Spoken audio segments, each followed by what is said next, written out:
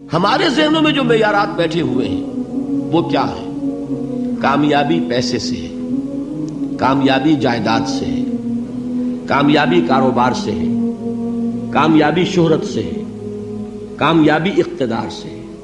یہ معیارات ہیں. جو جتنا دولت مند اتنا کامیاب، جو جتنا مشہور اتنا کامیاب، جو جتنا پاپولر اتنا کامیاب، جو حکومت پر پہنچ گیا کامیاب، جس نے بڑا کاروبار جما لیا کامیاب، جس نے بہت جائیداد بنا لی کامیاب. یہی ہے اصل میں ساری بس کی گانٹھ. جو تصور کامیابی کا ہوگا اسی کے مطابق آپ کی بھاگ دوڑ ہوگی، اسی کے لیے جد و جہد ہوگی، اسی کے لیے توانائیاں صرف ہوں گی، اسی کے لیے دن رات کی مشقت ہوگی. یہ ہے اصل شے جس کی یہاں نفی ہو رہی ہے.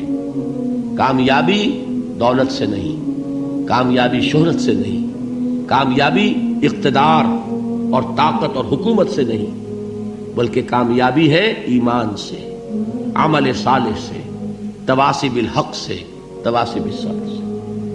آپ غور کیجئے اس نقطہ نظر کا، اس ایٹیچیوڈ کا، یہ جو مینٹل ایٹیچیوڈ ہے اس کا بدل جانا ہی انسانی شخصیت کے اندر انقلاب برپا کرے گا. اب آپ کا نتیجہ کیا نکلا؟ اگر تو دولت سے کامیابی ہوتی تو قارون بہت کامیاب تھا، اگر حکومت سے کامیابی ہوتی تو فرعون اور نمرود بہت کامیاب تھے. کامیابی ان سے نہیں ہے.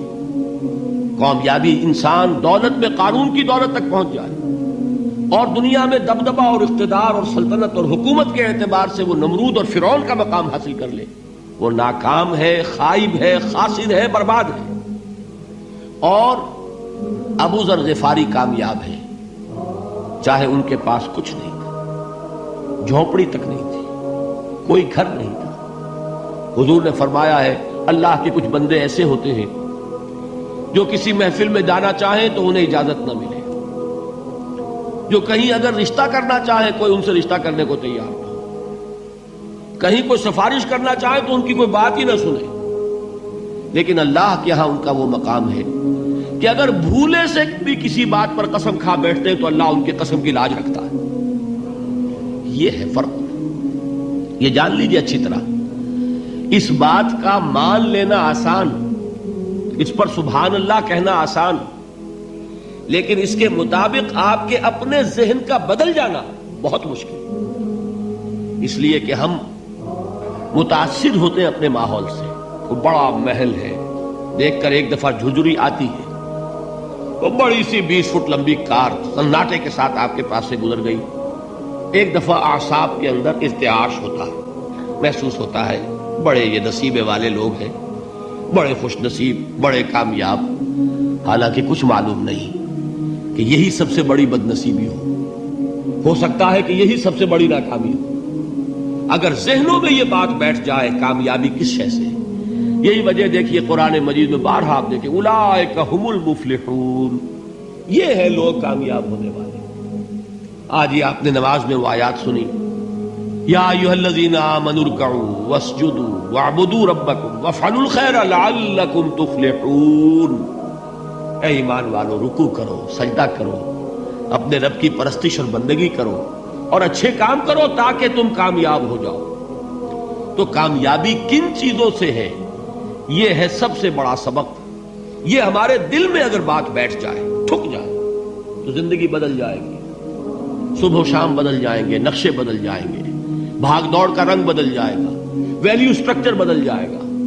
آج وہ ایک چیز نہایت اہم نظر آ رہی ہے، کل نہایت غیر اہم نظر آئے گی. جیسے کہ حضور کی حدیث ہے مالی ولی الدنیا، مجھے تمہاری اس دنیا سے کیا سروکار ہے. انما مثلی کراکب استظل تحت شجرۃ ثم راح فترکها، میری مثال تو اس سوار کی سی ہے جو تھوڑی دیر کے لیے ایک درخت کے سائے میں ٹھہرتا ہے سستانے کے لیے، پھر وہ اپنا راستہ لیتا ہے. اسے اس درخت سے مستقل تعلق اس کا نہیں ہے، وہ اس کا گھر نہیں، وہ اس کی منزل نہیں. اسی طرح یہ دنیا میرا گھر نہیں ہے.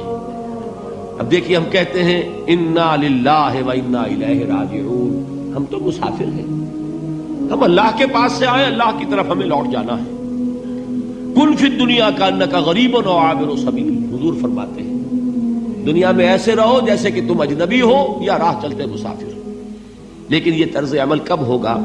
جبکہ یہ آیت ہمارے ذہنوں کے اندر بیٹھ گئی ہو، والعصر ان الانسان لفی خسر الا الذین آمنوا وعملوا الصالحات وتواصوا بالحق وتواصوا بالصبر۔ یہ ہے اصل بات جو میں نے عرض کیا تھا کہ میں بتاؤں گا صحابہ کیوں ایک دوسرے کو یاد دلاتے تھے۔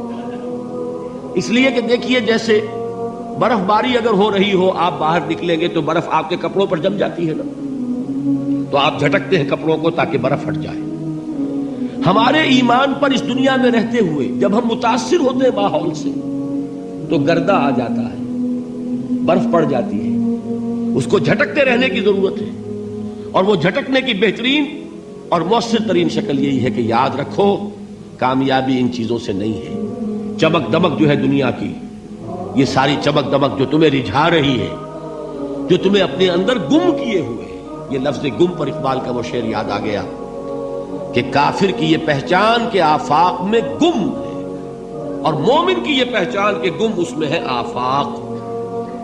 تم گم نہ ہو کر رہ جاؤ، اس میں مبہوت نہ ہو کر رہ جاؤ، مرعوب نہ ہو کر رہ جاؤ، دنیا ہی کی محبت تمہارے اوپر ڈیرے نہ ڈال دے، تمہارے دلوں کے اوپر مسلط نہ ہو جائے۔